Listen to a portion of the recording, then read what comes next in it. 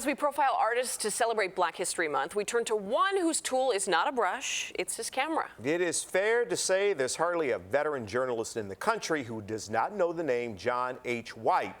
His life motto is keep in flight. John White recently invited us into his home to show us his work and to tell us what keeps him soaring after all these years.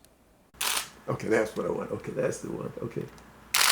When the person behind this camera becomes the subject of the story, something amazing unfolds. 100 years from now, this image I click now would be just as fresh, bang, 100 years from now as today.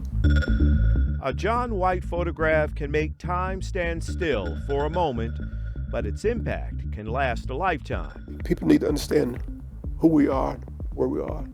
We're in here for this time. Short time. We leave. What we leave is, it's forever. John H. White has not only chronicled history, he's made it. In 1982, while at the Chicago Sun-Times, White won the Pulitzer Prize for photojournalism. His work embodied life in Chicago, often focusing on the Black experience, the joy of a baptism at the 31st Street beach, the terror of a gas explosion at Cabrini Green, the beauty of young ballet students in a quest for perfection. Pictures are my friends. I mean, they speak to me. They have the language of their own. Yeah. They're living moments. When you look through that camera lens, what are you looking for? I like pictures, I love pictures, I love that. But it's the connection with the human spirit. The most important thing is humanity. That humanity is what stands out to Richard Cahan. He was the pictures editor at the Chicago Sun-Times from 1983 to 1999 and worked with John all that time. He sees things that other people don't see. He takes a look at a fire scene or a demonstration, and he knows exactly where to go, and he puts himself in that position, and he takes photographs that other people don't take. There are people that go to those assignments and they go, I never even saw this, and there John was. John White was born in 1945 in North Carolina, a difficult time and place. To grow up in the South, for instance, and to see things that these eyes saw, that hurts now. But he always maintained his belief in the good. Where does that worldview come from in you? My father was a minister that said, make a friend a day, and my mother never knew a stranger. How were you able to maintain that as a child in the South, seeing what you saw? Faith.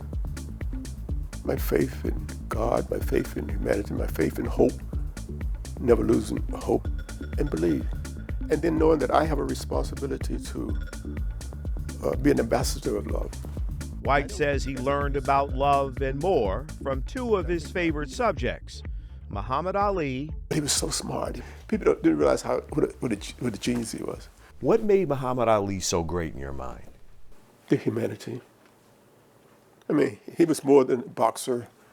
He was a good soul, good person. And Joseph Cardinal Bernardine. His life enriches me now. It continues to enrich me because the examples I saw, the things that he did, and the way he lived, the way he suffered, the way he died. Cardinal Bernardine was one of the most influential persons in my life. Get the moment. And then improve the moment. And White hopes to enrich the photographers who will follow him. He's taught here at Chicago's Columbia College for the last 45 years. Moving this way just a little bit brings separation between here and here. You see what I mean? He says it keeps him sharp.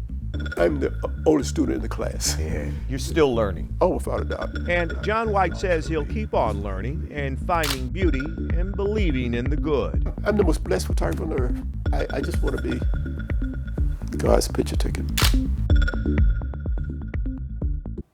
John told me that when he was 9 years old, like a lot of us, he was not good at math. His teacher told the whole class John would grow up to work on a garbage truck. John's father told him, I won't tell you what to be in life, but if you do work on a garbage truck, make sure you're the driver. What an anecdote. And imagine how lucky those students are at Columbia College Chicago. Having to watched be taught by John White. Yes, having watched that whole piece, I was so struck by that. And 45 years 45 of sharing years. his vision. Yeah. Really incredible. Thank you for that story, Very Jim. gracious to us.